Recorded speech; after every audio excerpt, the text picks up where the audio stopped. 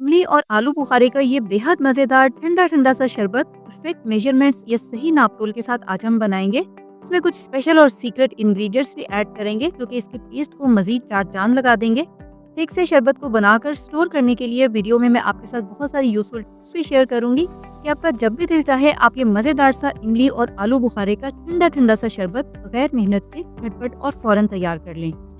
अस्सलाम वालेकुम। वीडियो को लाइक शेयर और मेरे YouTube चैनल को सब्सक्राइब करना भी बिल्कुल मत भूलिएगा कि आपको मिलेंगी मेरे चैनल पर इस तरह की बहुत सारी मज़े की नई क्रिएटिव और ऑथेंटिक रेसिपीज। बिस्मिल्लाहिर्रहमानिर्रहीम। तो इस मज़ेदार से शरबत को बनाने के लिए यहाँ पर मैंने 250 ग्राम इमली ली है। साथ ही इसमें हम शामिल कर देंगे 250 ग्राम आलू बुखारा। जितनी इमली है उतना ही इसमें आलू बुखारा ऐड होगा। अब हमें इनका पल्प निकालना है और पल्प निकालने का बहुत ही आसान मेथड मैं आपके साथ शेयर कर रही हूँ। 4-5 घंटे के लिए या ओवरनाइट के लिए इनको भिगोकर रखने की बिल्कुल भी ज़रूरत नहीं है। सबसे पहले यहाँ पर जैसे कि आप देख रहे हैं इन दोनों को मैंने एक कुकिंग पैन में शामिल कर दिया है और साथ ही इसमें शामिल कर दिया है 1 लीटर पानी। फ्लेम ऑन कर देंगे। यहाँ पर मैंने इसमें थोड़ा सा खुला पानी शामिल किया है क्योंकि शरबत बनाते हुए भी हमें इसमें एक्स्ट्रा पानी शामिल करना ही पड़ता है। अगर आप पल्प निकालते हुए इसमें कम पानी शामिल करेंगे पल्प निकालना फिर थोड़ा सा मुश्किल हो जाता है। अब यहाँ पर अगर आपको लगे कि इमली के कुछ पीसेस बड़े साइज़ के हैं तो चम्मच की मदद से उनको पैन में ही खोल दें कि ये जल्दी और बहुत अच्छी तरह से सॉफ्ट हो जाए। अब इसके नीचे फ्लेम को हाई रखेंगे ताकि इसमें जल्दी से बॉयल आ जाए। जैसे ही इसमें बॉयल आ जाएगा एक बार दोबारा से इसको अच्छे से मिक्स करेंगे और अब फ्लेम को हम बिल्कुल हल्का कर देंगे जैसे कि दम वाली आंच होती है। कवर करके इसको इतनी देर तक पकाएंगे जब तक कि इमली और आलू बुखारा सॉफ्ट हो जाए। तो इनको सॉफ्ट होने में कम से कम आधे घंटे का टाइम लगेगा। हल्की आंच पर यहाँ पर इनको पकते हुए तकरीबन आधा घंटा हो गया है। फ्लेम को ऑफ करने से पहले चम्मच की मदद से इस तरह से पैन में ही एक आलू बुखारे को आप मैश करके चेक कर लें। अब देखिए आलू बुखारा कितना सॉफ्ट हो गया है और आलू बुखारे को मैश करके चेक कर लेंगे। देखें ये भी सॉफ्ट है। बस अब इसके नीचे फ्लेम को ऑफ करेंगे। नेक्स्ट स्टेप से पहले इसको हमें बहुत अच्छी तरह से ठंडा करना है रूम टेम्परेचर पर। फ्लेम को ऑफ करेंगे और इसको ठंडा होने के लिए इसी तरह से पड़ा रहने देंगे। तो ठंडा होने के बाद यहाँ पर आप देखें ये थोड़ा सा थिक हो गया है तो इसलिए मैं इसमें आधा लीटर मजीद पानी शामिल कर रही हूँ ताकि ये थोड़ा सा पतला हो जाए। क्योंकि अगर हम थिक को छानने की कोशिश करेंगे तो एक तो पल्प ज़ाया होगा और सेकंड इसको छानना भी मुश्किल होगा। तो पानी शामिल करके मिक्स करके इसको हम एक बार हाथ से इस तरह से अच्छी तरह से मसल लेंगे ताकि इमली और आलू बुखारे की जो गुठलियाँ हैं वो इस तरह से गूदे से अलग हो जाएं। तो अच्छी तरह से इसको मसल लेने के बाद अब हम सबसे पहले स्टेप में इमली और आलू बुखारे की जो बड़ी बड़ी सी गुठलियाँ हैं इनको निकाल लेंगे ताकि इसमें से गूदा निकालना आसान हो जाए। और गुठलियाँ निकालने के लिए इस तरह से हम किसी भी खुली जाली का इस्तेमाल कर लेंगे।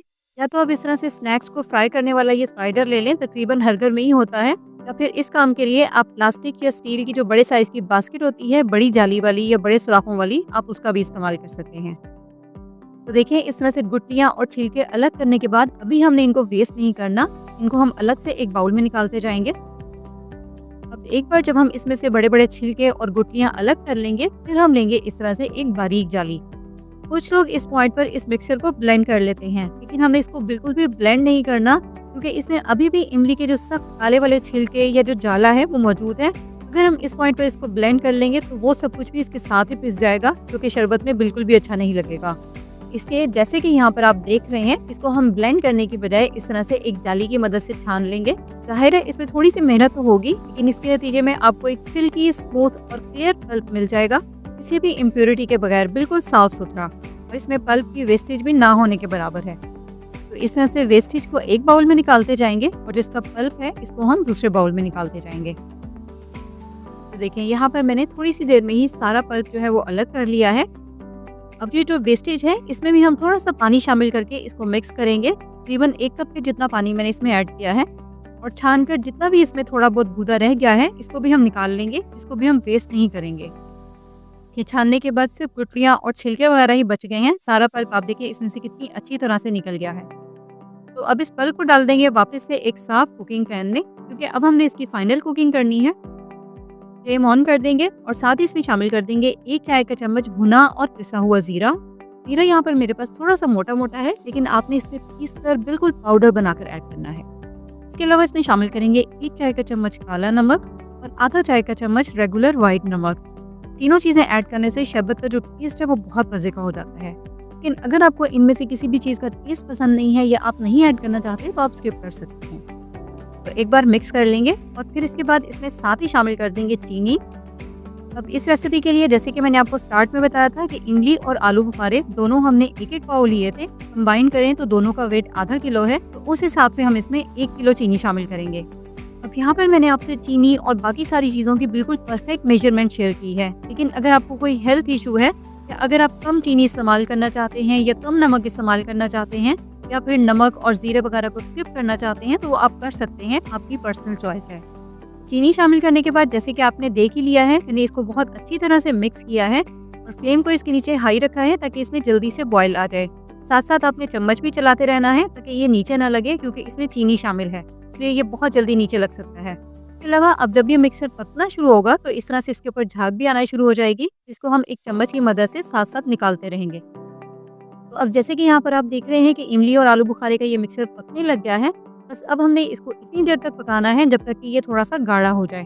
बस यहाँ पर आपने पकाकर इसको इतना थिक करना है कि ठंडा करने के बाद जैसे कि बाजार वाला शरबत होता है उसकी थिकनेस होती है, इसकी थिकनेस उसी तरह की हो जाए। और साथ ही साथ जैसे कि मैंने आपको पहले भी बताया है, इसमें हम चम्मच भी चलाते रहेंगे ताकि ये नीचे ना लगे। तो यहाँ पर ये काफ़ी हद तक थिक हो गया है। फ्लेम को ऑफ करने से पहले आप एक मरतबा इसकी थिकनेस चेक कर लें। सबसे पहले तो यहाँ पर अभी मैंने इसके नीचे फ्लेम ऑफ किया है, बहुत तेज़ गर्म है, यहाँ पर आप इसकी थिकनेस चेक कर लें। फिर उसके बाद आप एक प्लेट लेकर 2-3 ड्रॉप्स इस शरबत की इसमें डालें, 10 सेकंड्स के लिए रुकें, हल्का सा इसको ठंडा होने दें। उसके बाद प्लेट को इस तरह से घुमाकर या टर्न करके चेक करें। यहाँ पर ठंडा होने के बाद इस शरबत की जो फाइनल थिकनेस होगी उसका आपको अच्छी तरह से अंदाज़ा हो जाएगा। अब देखिए, ना तो ये शीरे और शहद की तरह बहुत ज़्यादा थिक है और ना ही बहुत ज़्यादा रनी है। इसकी थिकनेस बिल्कुल इस तरह की है जैसे कि बाजार वाले लाल शरबत की होती है, कि अक्सर घरों में रेगुलर इस्तेमाल किया जाता है। बस अब इसको इसी तरह से रूम टेम्परेचर पर पड़ा रहने देंगे ताकि ये अच्छी तरह से ठंडा हो जाए। और लीजिए, ये है रूम टेम्परेचर पर आने के बाद इसकी थिकनेस। इसको मैंने थोड़ी सी देर के लिए फ्रिज में भी रख दिया था, यहाँ पर ये हल्का सा ठंडा भी है। रूम टेम्परेचर पर आने के बाद इस थिक से शरबत को हमने स्टोर किस तरह से करना है कि जब भी हमारा दिल चाहे इससे हम शरबत तैयार करके उसको एंजॉय करें। इसको स्टोर करने के लिए शीशे की स्टेरलाइज्ड गर्म पानी से धुली हुई साफ और खुश्क बोतल का इस्तेमाल करना है। शीशे की बोतल का ही यहाँ पर इस्तेमाल करना है, स्पेशली किसी भी धात या मेटल के बर्तन का इस्तेमाल नहीं करना। जैसे कि मौसम गर्म है तो जाहिर है ये होममेड है, इसमें हमने कोई केमिकल वगैरह तो ऐड नहीं किया, इसलिए बेहतर है कि आप इसको फ्रिज में ही स्टोर करें। यही आपको एहतियात करनी है। स्टोर करने के लिए स्टेरलाइज्ड खुश्क शीशे की बोतल का इस्तेमाल करना है, पानी का एक भी ड्रॉप इसमें ऐड ना हो। फिर ये शरबत फ्रिज में रखकर काफ़ी लंबे टाइम तक चलेगा, जल्दी ख़राब नहीं होगा। अब इस थिक शरबत से हमने पीने के लिए शरबत कैसे तैयार करना है, इसके लिए यहाँ पर मैंने एक बड़े साइज़ के बाउल में बर्फ़ शामिल कर दी है। आप इसकी जगह पर बड़े साइज़ का जग भी ले सकते हैं। इस तरह के 2 से 3 बड़े साइज़ के चम्मच इसमें शरबत के शामिल करेंगे। शरबत टोटली आप पर डिपेंड करता है, हल्का टेस्ट रखना है तो आप शरबत थोड़ा सा कम ऐड करें, और अगर थोड़ा सा स्ट्रॉन्ग या ज़्यादा टेस्ट रखना है तो फिर इस शरबत को आप थोड़ी सी ज़्यादा क्वांटिटी में ऐड करें। इसके बाद इसमें 1 लीटर पानी शामिल करके इसको मिक्स करेंगे। बर्फ़ और पानी जो मैंने इसमें शामिल किया है, दोनों को मिलाकर यहाँ पर टोटल 4 गिलास शरबत सर्विंग के लिए तैयार है। अब चाहें तो आप गिलास में इसकी सिंगल सर्विंग भी बना सकते हैं। गिलास में थोड़ा सा पानी, थोड़ी सी बर्फ़ डालें, फिर टेस्ट के मुताबिक इसमें शरबत शामिल करके मिक्स करें। फिर उसके बाद इस मज़ेदार से ठंडे ठंडे इमली और आलू बुखारे के शरबत को एंजॉय करें। यहाँ पर मैं आपको रिकमेंड करूँगी कि आप इस रेसिपी को एज इट इज़ ही बनाएं, सारी टिप्स और सारी मेजरमेंट्स को फॉलो करते हुए। ये बहुत ही मज़े की रेसिपी है, ताकि आप अपने टेस्ट के मुताबिक जहाँ जहाँ पर इसमें चेंजेस कर सकते हैं उस बारे में भी मैंने वीडियो में आपको गाइड कर दिया है। तो इसी तरह की बहुत सारी रेसिपीज़ आप मेरे यूट्यूब चैनल पर देख सकते हैं। उसके लिए आप मेरे चैनल का विजिट करें। नई रेसिपीज़ के लिए यूट्यूब चैनल को सब्सक्राइब करके नोटिफिकेशंस भी ज़रूर ऑन कर लें। जाते जाते लाइक, शेयर, सब्सक्राइब और कमेंट ज़रूर कीजिएगा। अपना बहुत सा ख्याल रखिएगा, दुआ में याद रखिएगा। Thank you for watching. अल्लाह हाफिज़।